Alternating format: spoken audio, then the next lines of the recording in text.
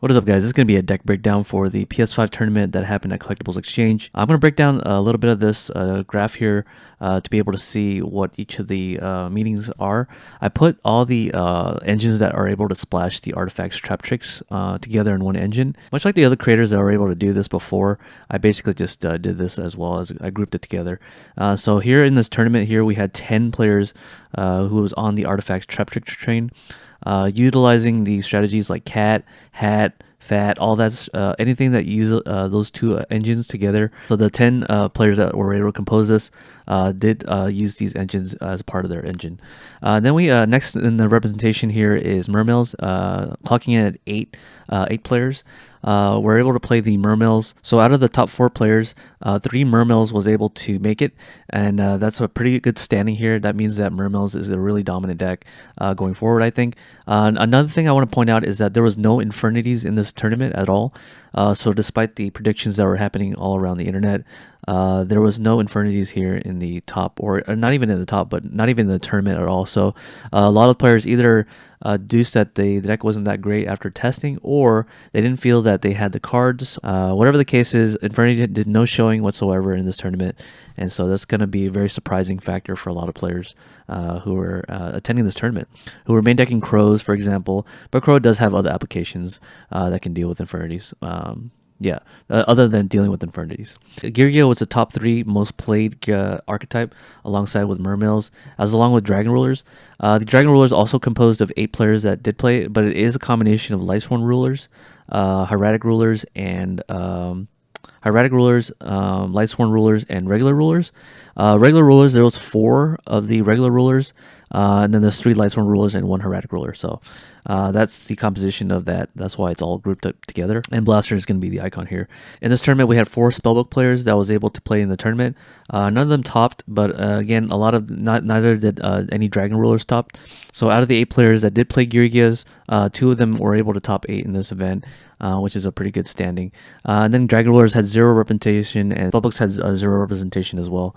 Madolche, having a very small turnout, actually did only had 1 player by the name of Timothy Fung. We'll see his deck list pretty soon, but he did main deck the Ice and Fire hands in his main deck to be able to compete with the field here, and he was able to he was the only Madolche player in the top 8 cut. We had 3 Boojins. None of the Boojin players were able to top this event, and neither did Sylvans. But I did play Sylvans for this particular event, and I was one of the 2 players that did.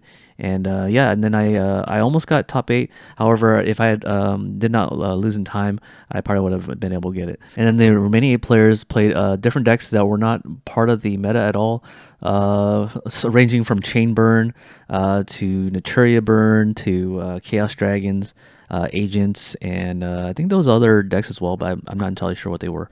One of them played Hunters, which is the deck that uses the Thunder Seahorse to search to the 200s, and then they're locked into like Summoning Thunders or something like that.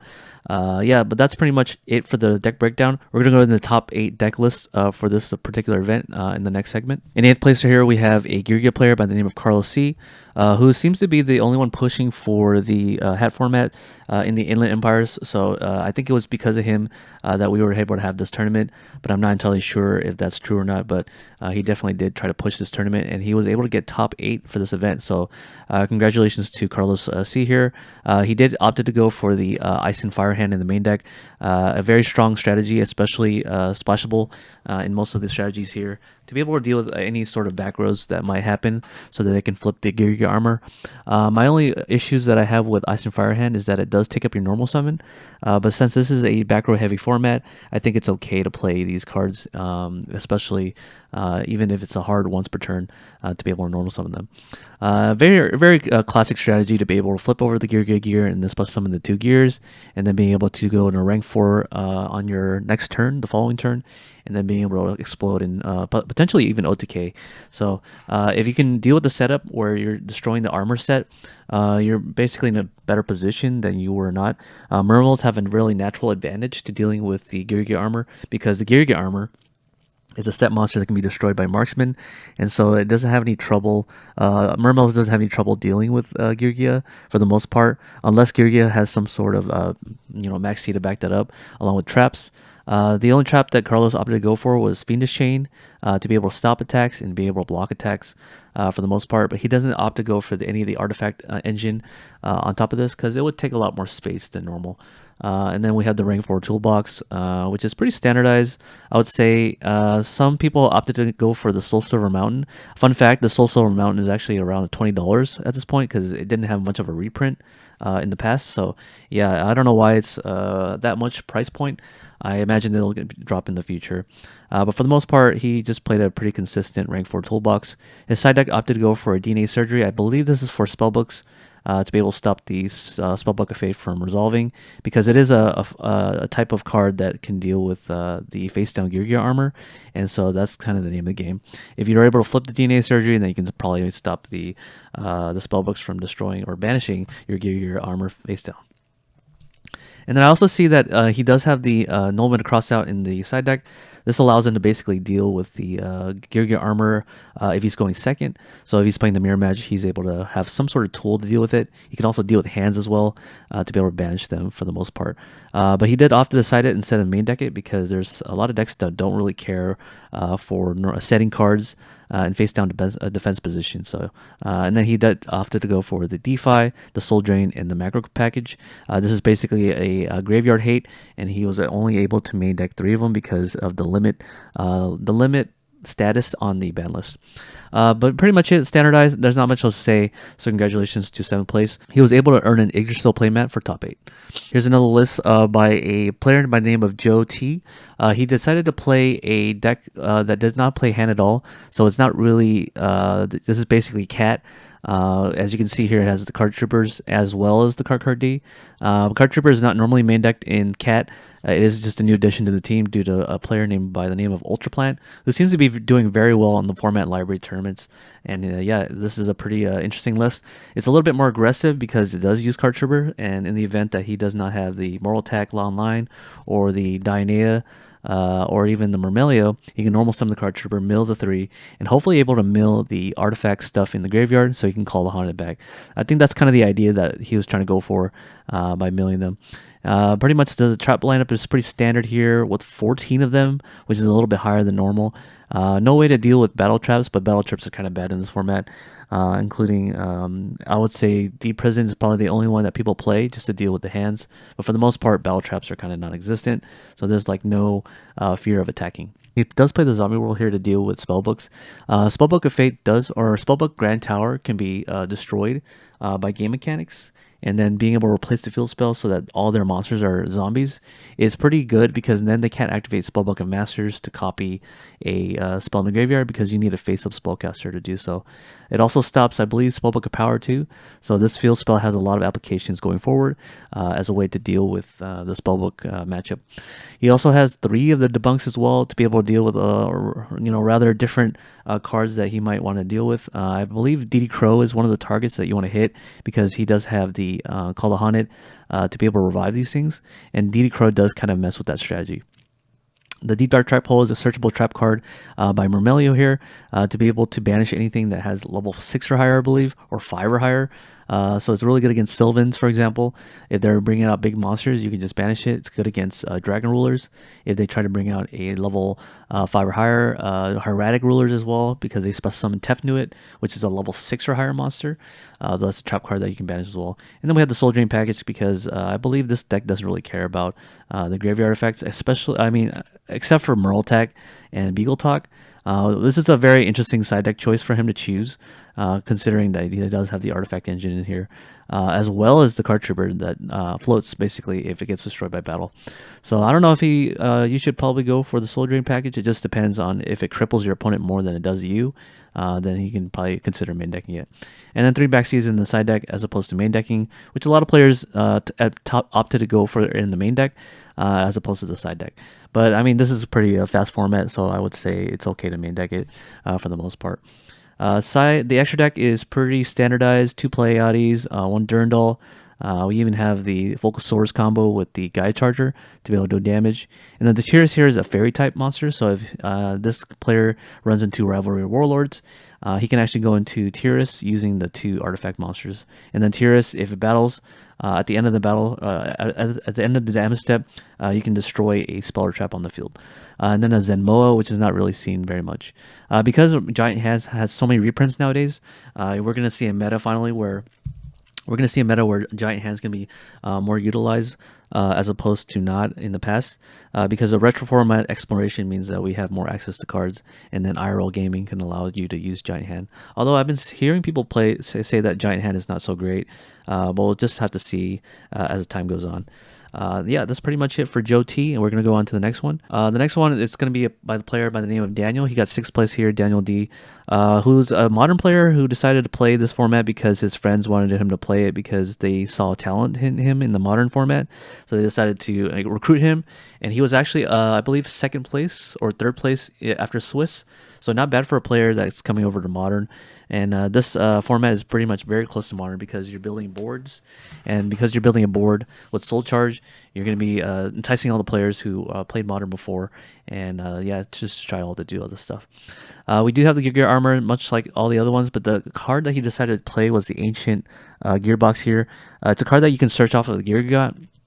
And it says here, when this card is added to your hand by the effect of a machine type monster, you can add another level 4 Earth Machine monster from your deck. So you do have a lot of targets. You do have the arsenals, you do have the armors, you even have the accelerators as well. And generating you a +2 off the Gear Gun sounds like a really good idea in theory. And he also opted to go for a lot of discard traps. 3 being the Divine Wrath. Divine Wrath being able to stop multiple different effect monsters by negating their effects even in the damage step sounds like a good trade here, and being able to pitch off the Ancient Gearbox is the idea of his deck, and also playing the Wing Blast here to be able to be versatile and being able to deal with a back row or a monster and dealing with the extra deck monster as well is the key idea behind this deck. I think Skill Drain kind of hurts this deck if I'm not being mistaken here, so Wing Blast can interact with Skill Drain pretty well by putting it back on top of the deck, and then later on if you do draw the water type, you can just deal with it the following turn. And then he opted to go for 2 Daigusto Emerald and 2 Bisweller just for the meta matchup, and 3 Vanity's Emptiness in the side deck, and then 3 of the 7 Tools of the Bandit. Lots of 3-ofs, 42 card deck. So yeah, it looks like big decks are kind of the thing in hat format, because you'll see soon enough the first place player does play 46 cards in their deck.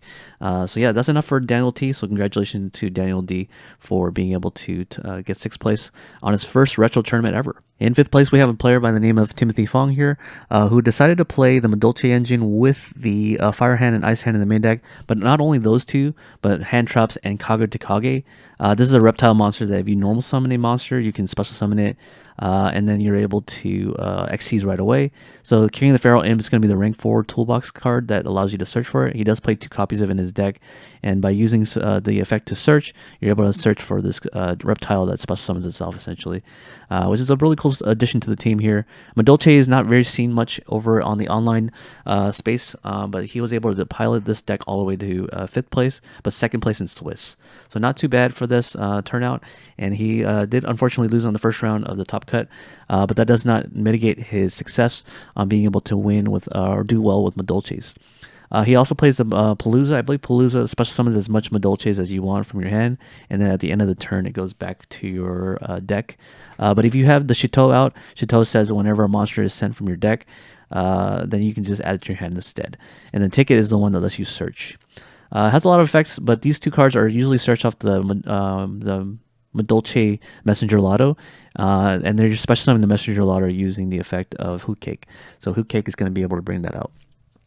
So you do need a lot of different hand traps in this deck, because by resolving the hand traps, you put a monster in the graveyard, and then Hoot Cake can actually use this effect to target a monster in the graveyard, and on resolution, when it does banish, you can special summon a Madolche from your deck.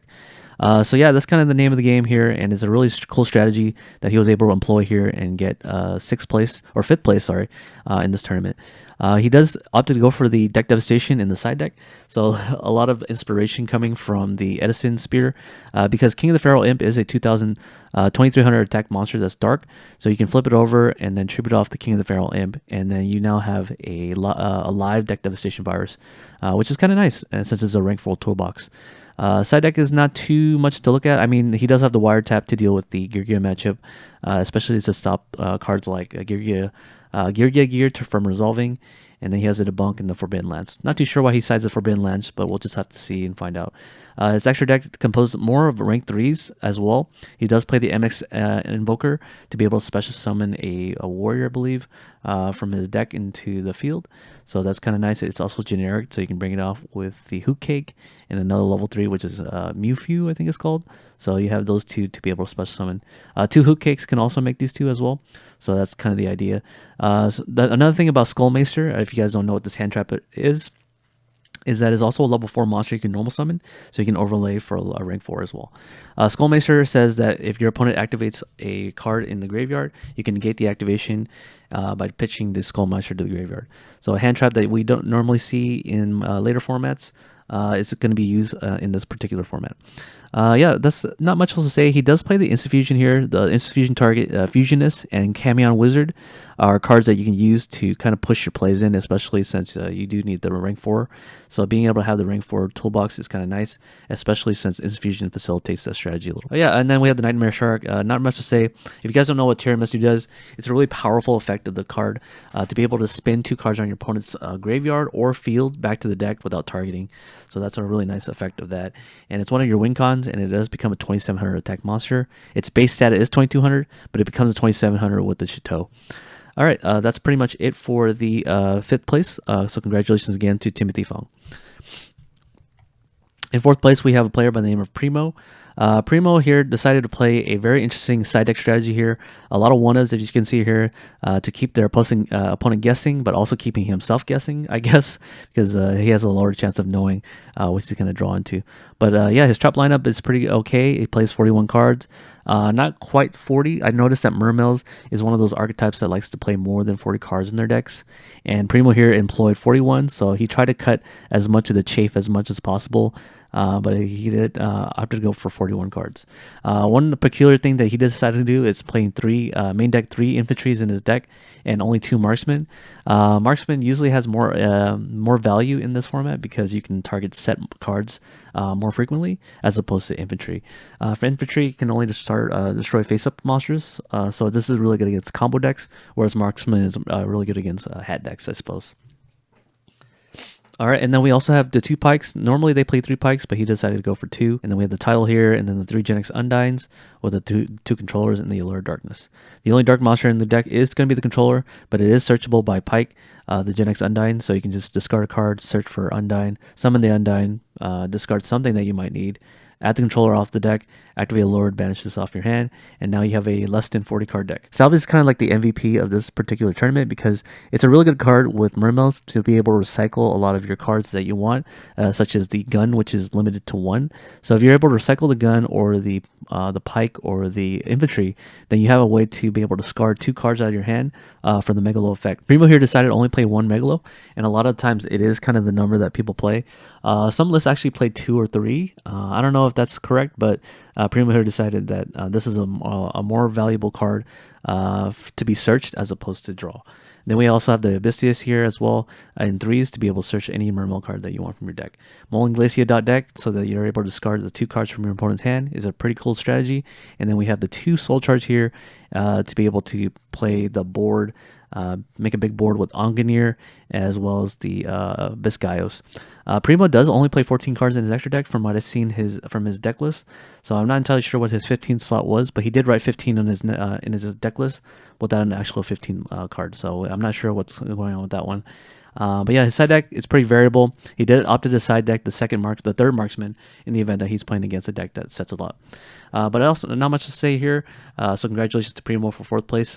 In 3rd place here, we have yet another player by the name of another Mermail player by the name of Fitz. You guys may have known him from Edison here. He usually plays the Diva Zombie list with Instant Fusion, but now he decided to play the Mermails, which is a really good deck, and he's going to go opt for the consistency factor, going for 41 cards and playing the 3 Abyss Spheres as well as the 3 Breakthrough Skills in the main deck. Also playing only 1 Megalo and 3 Pikes as normal, and then 3 Undines and 2 Controllers and 3 Maxis in the main deck. So not much to say here. The only thing that's variable is probably the side deck here. Opting to go for the Malevolent Catastrophe to be able to blow up all the back rows on the Declaration of Attack, and that's going to be really useful if you pair that with the Abyss Sphere or the Lind. You can pretty much protect your life points while simultaneously destroying all of the cards on the field, all the spell traps. So since Heavy Storm is not in the format, you're going to need some sort of trap that can be able to deal with back rows.